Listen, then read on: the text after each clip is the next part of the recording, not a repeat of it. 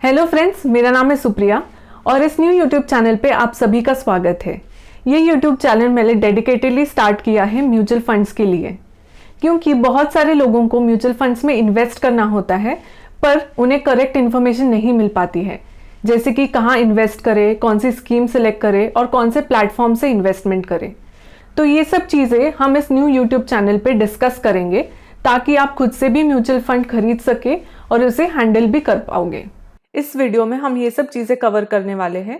पहले तो हम देखेंगे कि म्यूचुअल फंड्स में क्यों इन्वेस्ट करें, फिर म्यूचुअल फंड्स एग्जैक्टली होता क्या है, टॉप एसेट मैनेजमेंट कंपनीज के बारे में भी हम देखेंगे, और जो पैसे इकट्ठे किए रहते हैं उसको कहाँ इन्वेस्ट किया जाए या फिर कहाँ इन्वेस्ट करते हैं, और what are the types of mutual funds. तो चलिए स्टार्ट करते हैं। अब हम जानेंगे कि म्यूचुअल फंड्स में ही क्यों इन्वेस्ट करना चाहिए। पहला पॉइंट तो ये आता है कि इन्वेस्टमेंट बहुत ही ज़रूरी है लाइफ में। अगर आपको अपने करियर गोल्स और पर्सनल गोल्स को अचीव करने हैं तो म्यूचुअल फंड्स में इन्वेस्ट करना एक बहुत ही अच्छा तरीका है। करियर गोल्स में आप अपने बच्चों की फ्यूचर एजुकेशन के लिए भी सेविंग कर सकते हो। पर्सनल गोल्स में आप अपने बच्चों के मैरिजेस के लिए भी सेव कर सकते हो या फिर अपने हॉलीडेज भी प्लान कर सकते हो, ताकि जब आपको ज़रूरत हो आप वो पैसों का इस्तेमाल कर सकोगे। और अगर आप उनके बचपन से ही इन्वेस्टमेंट स्टार्ट करोगे तो उतना ही फायदा आपको मिलेगा। दूसरा पॉइंट ये आता है कि म्यूचुअल फंड्स एक बहुत ही इजी तरीका है इन्वेस्टमेंट का। आप घर बैठे खुद से भी ऑनलाइन इन्वेस्ट कर सकते हो और मिनिमम 500 से अनलिमिटेड अमाउंट तक का इन्वेस्टमेंट आप कर सकते हो। और एक चीज़ ये आती है कि आपके पैसे एक प्रोफेशनल के नॉलेज से इन्वेस्ट होते हैं, तो अच्छे रिटर्न्स मिलने के चांसेस आपके बढ़ जाते हैं और नुकसान कम से कम होने के चांसेस होते हैं। तीसरा पॉइंट ये आता है कि ये बहुत ही फ्लेक्सिबल इन्वेस्टमेंट है। आप कभी भी इन्वेस्ट कर सकते हो और कभी भी पैसे निकाल भी सकते हो।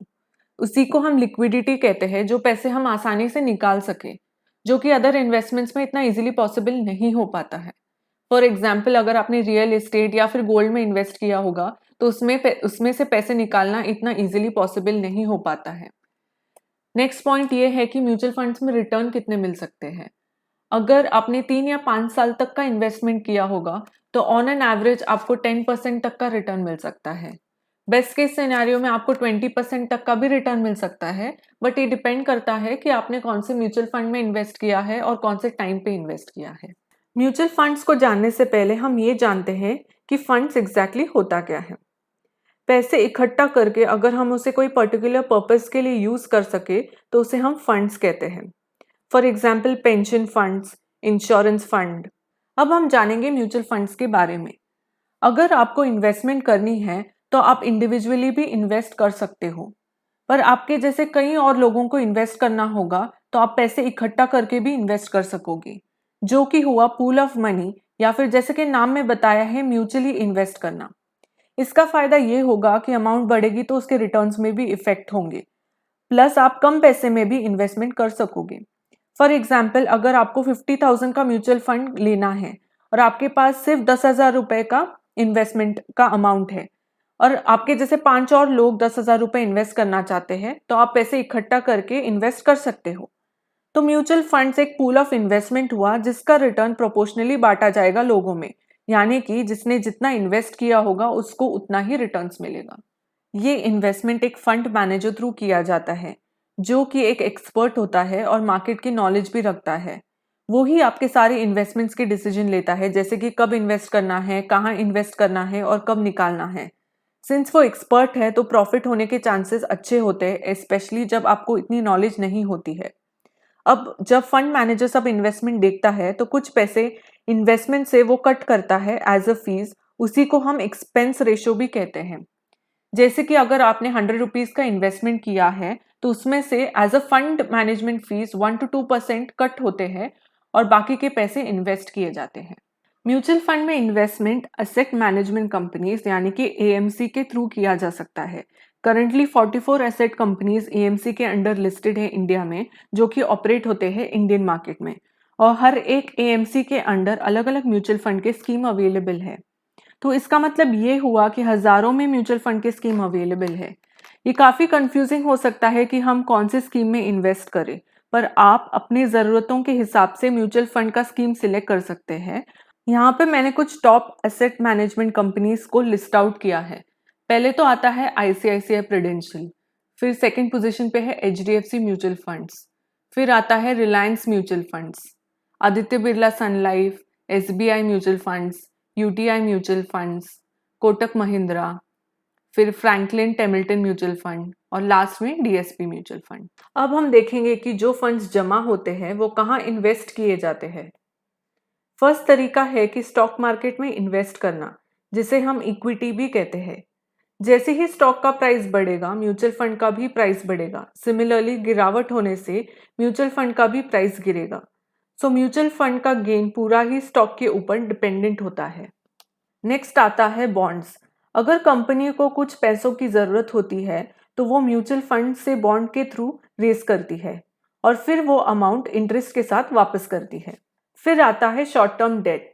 ये भी बॉन्ड्स जैसे ही सिमिलर होता है, बस बेसिक डिफरेंस ये है कि बॉन्ड्स एक डिफाइंड पीरियड के लिए फंड रेजिंग करता है और शॉर्ट टर्म डेट एक शॉर्ट स्पैन के लिए ही होता है। सिमिलरली गवर्नमेंट को भी फंड रेज करना होता है तो वो सिक्योरिटीज के थ्रू करता है।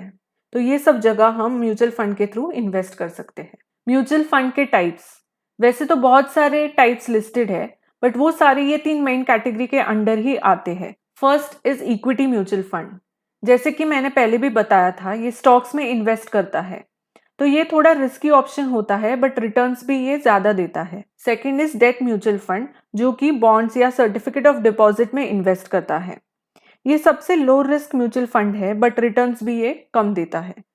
फिर लास्टली आता है हाइब्रिड या फिर बैलेंस म्यूचुअल फंड, जो कुछ % इक्विटी में इन्वेस्ट करता है और कुछ % डेट में इन्वेस्ट करता है। इस इन्वेस्टमेंट का ये फायदा होता है कि अगर लॉस भी हुआ तो ये बैलेंस आउट कर देता है। और अगर आपको सेफ इन्वेस्टमेंट करना हो तो आप डेट या फिर हाइब्रिड म्यूचुअल फंड में इन्वेस्ट कर सकते हो, और अगर आप थोड़ा रिस्क ले सकते हो तो आप इक्विटी म्यूचुअल फंड में इन्वेस्ट करें। इन तीनों टाइप में से most popular is equity mutual funds. So ये टाइप हम डिटेल में जानेंगे क्योंकि इसके अंडर बहुत सारे अलग अलग टाइप के स्कीम्स आते हैं, तो वो सब हमें डिटेल में समझना होगा ताकि हम अपने गोल के हिसाब से सही स्कीम में इन्वेस्ट कर सकेंगे। सो नेक्स्ट वीडियो का वेट करें जिसमें हम ये सब डिटेल में कवर करेंगे। म्यूचुअल फंड में इन्वेस्ट करने के फायदे क्या क्या होते हैं, अब हम वो देखेंगे। फर्स्ट आता है डाइवर्सिफिकेशन। जैसे कि हमने पहले भी देखा है, large cap, small cap, medium cap equity funds यानी कि मल्टी कैप इक्विटी फंड्स में भी हम इन्वेस्ट कर सकते हैं, और प्लस हम इक्विटी एंड डेट यानी कि हाइब्रिड वे से भी इन्वेस्टमेंट कर सकते हैं।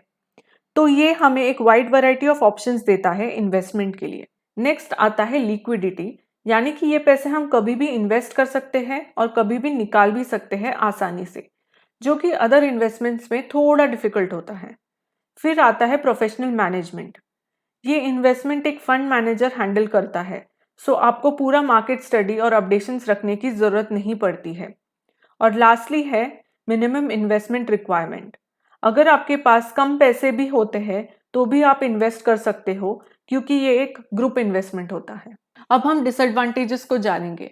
पहले और सबसे बड़ा डिसएडवांटेज ये है कि कभी कभी कोई कंपनी का फोकस कमीशन पे ज़्यादा और प्रॉफिट कमाने पे कम होता है, सो उसके कारण कभी कभी गलत सलाह भी मिल सकती है।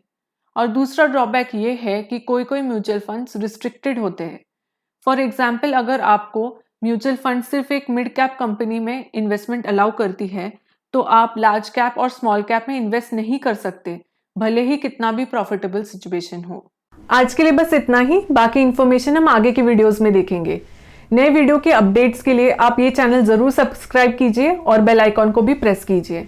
अगर आपको आज का वीडियो पसंद आया हो तो लाइक जरूर कीजिए और कमेंट सेक्शन में अपना फीडबैक जरूर बताइए। Thank you.